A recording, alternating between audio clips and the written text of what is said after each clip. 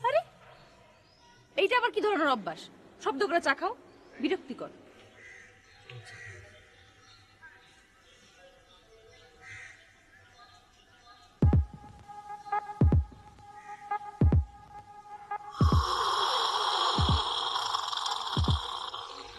আবারও শোনো, আরেকবার যদি শব্দ করে চা খাইছো আমি শুধু চলে যাব।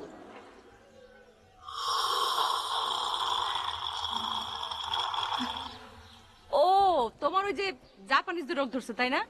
ওদের কিন্তু শব্দ করে চা খাওয়া একটা ভদ্রতা। খাও খাও, সমস্যা নেই। তুমি রাগ করলো না? মানে না, মানে কিছু না।